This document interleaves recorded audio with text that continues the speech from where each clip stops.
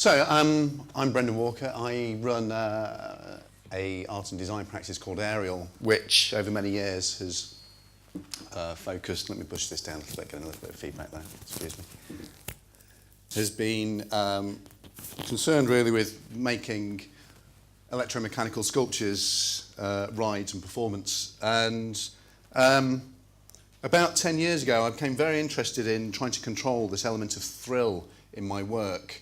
And I got some funding from the AHRC to conduct some research, which was published as the Taxonomy of Thrill, which is actually outside. And in that, I borrowed from methodologies from ethnocriminology. I interviewed people about their own thrilling experiences, trying to learn what it was that motivated people towards thrill, how they constructed their own thrilling experiences. And just to give you a bit of background, my background is as an engineer initially, then training in design, and then working with an art practice. But through this book, I became more engrossed in the science behind constructing thrilling experience. I mean, the book itself, I report on the various components of thrill, the spectacular, the sensational, elements of power and control, social value, mortality. And in Thrilling Designs, I actually run through some design explorations. There's a theme park based on air disasters. There's a new restaurant which looks at fine dining and cuisine, but on an automated conveyor belt. But there was an unexpected aspect of the book. I mean, I was particularly drawn to this, coming from an engineering background, a way of understanding thrill in a sort of two-dimensional form. And most psychologists will agree that there's a very simple way to understand emotions on a two-dimensional axis, that all emotions have components of pleasure and arousal in them. And anywhere on this map, you could pretty well chart any particular emotion. And I thought, well, what a great way to quantify the world and to actually think and reflect on my own work. And in the appendix of the Taxonomy of Thrill, couldn't help myself, being an engineer, I drew on ideas, taking emotions, ideas of energy, work and power, and how could you actually quantify the thrilling experience? I came up with a formula, which then became the Walker Thrill Factor, which has been reported in New Sciences and other places. But what it says is that, and this was borne out in the interviews I had with my 50 interviewees about their own particular thrilling experiences, that people report feeling thrilled when there's a rapid and large increase in pleasure and arousal. And that's all that this formula there, 2.2, actually says. And I thought, well, now if I can quantify it, well, what do I do with it? I mean, obviously it's a great tool to reflect on my own work, but what's going to, what am I going to apply this to? At the same time, I was reading a biography of a fairground showman called Keith Nichols, who talks at length about his own tacit knowledge, his own experience of operating fairground rides, mechanical rides, and controlling the rides and controlling the experience of the riders based on observing the facial expressions of his riders. And when the riders weren't particularly excited, he'd speed the ride up. If they were too scared, he'd slow it down. So there was this sort of natural sort of biofeedback feedback mechanism that was occurring. Also, I was conducting some very serious research into thrilling pursuits, and I became very aware that of all the experiences I undertook, this was skydiving in California, I documented these experiences either through video or through stills photography, but always capturing my own facial expression. That became the one record that really captivated that thrilling experience. So I started looking at the work of Paul Ekman, the psychologist Paul Ekman, which from the 70s, which draws on early work of the 19th century neurologist and electrophysiologist Duchenne de Boulogne, and also Charles Darwin's The Expressions of the Emotions in Man and Animals. And became very interested in this way, Paul Ekman's way of decoding facial expressions using facts, facial actual coding system, and the way you can look at the musculature, I'm not even going to say that word, the way that the muscles are arranged and perform on the face, and how that relates, or supposedly relates, to the emotional experience being experienced. And this also drew me into looking at the viscera and other physiology and the idea of sympathetic and parasympathetic nervous systems, and the way that the body responds or somehow portrays as a sort of secondary effect the emotional experience that's been experienced by the subject. So everything from pupil dilation through to skin sweats, heart palpitations, breathing, even penile erection. And all these things fascinate me, that you could actually start to monitor these things. So think, if the body performs these functions, surely we can monitor them. And I met a scientist called James Condren who was working at MIT, who was working with systems, this particular galvanic skin response, which looked at the pores opening in the fingers. And when you're aroused, so one of the components of emotional experience being arousal, the other one being pleasure, when you're aroused, your pores open and close very quickly in your fingers. And that is something you can monitor by passing very small electrical currents through your fingers, and you can look at this conductivity and tell how aroused somebody is. So I proposed a project which was funded by the Wellcome Trust. I worked with James Condren to produce the auto-portrait machine. And at the heart of this was galvanic skin response, which monitored in real time somebody's levels of arousal. And that was linked to a camera, which was a 35mm camera, which it was a rangefinder, which took a single shot at the peak moment of arousal. And that would document the facial expression of riders on fairground rides.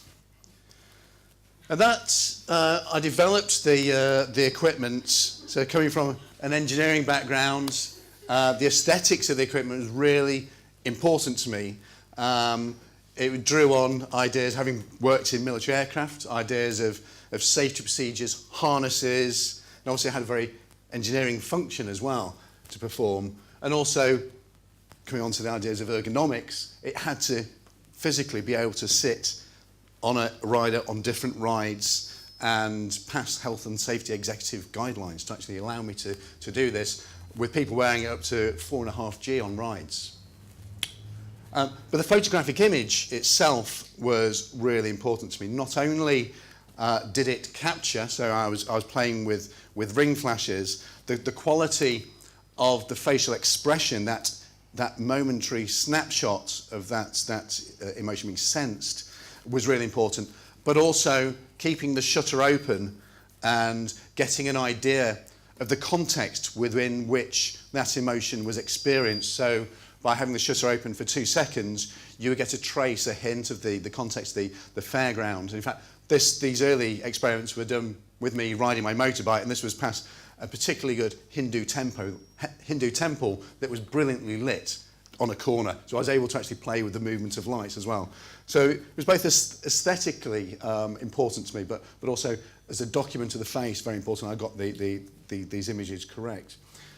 And the resulting equipment also introduced, there's a performative aspect to it, because I was going to be engaging members of the public in wearing this equipment. And also I started to develop this idea of a thrill engineer, this sort of heroic character who would go out and study thrill as a scientific pursuit.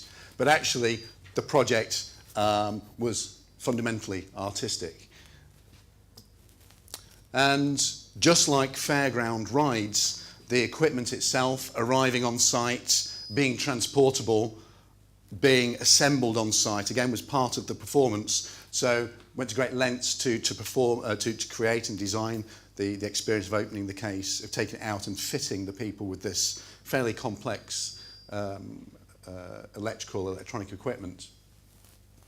So during the summer of 2006, I followed George Irvin's family fun fair around the south of England, photographing many subjects on many of George's rides. The results, which what I'll show you now, were edited down from hundreds of photographs, so there is an editing process going on here. I have chosen what I believe to be the best shot, and there's something in there, but they the images are all hand printed and were shown in a gallery context, but what I'm showing you is a digital representation of those. So the images range from expressions, and these are my own interpretations, they're all fairly ambiguous. They're all taken at peak moments of arousal. So moments that probably border on a kind of mania through to a kind of delight,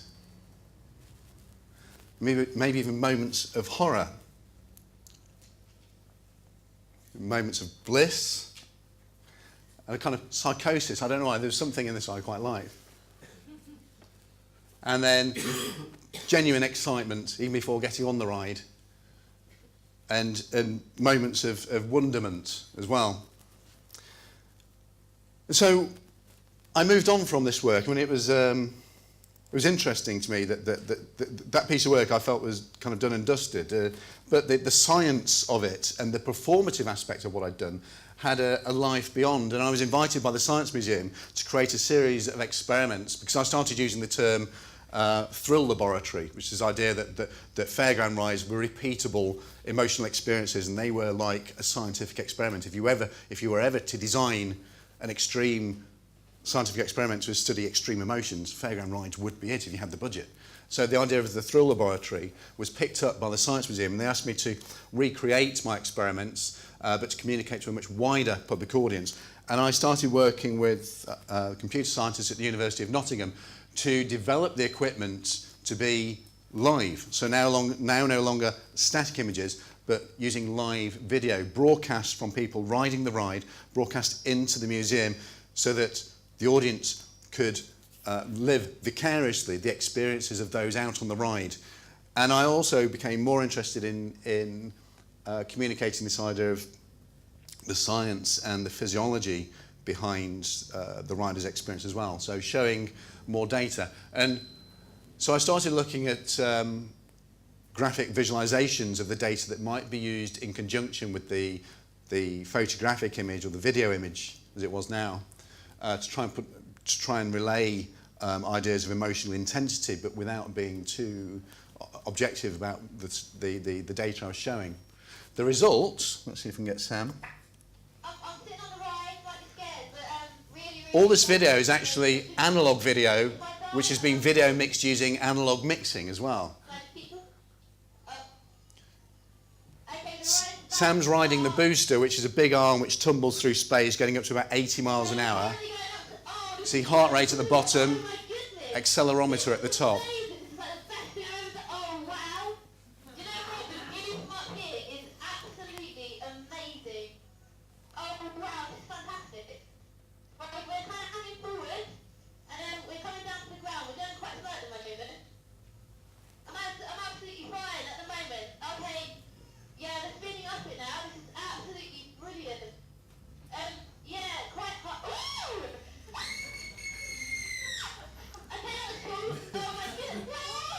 So I'll leave some there, but I mean, the actual technology was interesting because it did break down, being analog live broadcast. It did break down. There were moments, was the subject still alive? Were they dead? And the data wasn't of a high fidelity. But again, in performance terms, that was a real treat to be able to work with an audience using those ideas.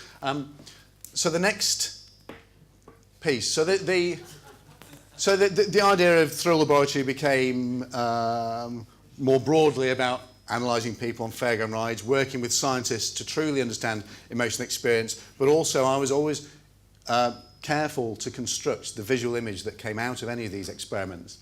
I was even working with psychologists, borrowing from ideas of the souvenirs I was so earlier intrigued by, and creating these little vignettes where people had to stick their head through, just like at a fairground, and actually try and express emotions at various stages on a ride. And could people fake their emotional expressions, or emotional expressions of particular emotions? And again, I started embedding it back into my performance. So I told you I made mechanical rides and experiences, interactive experiences.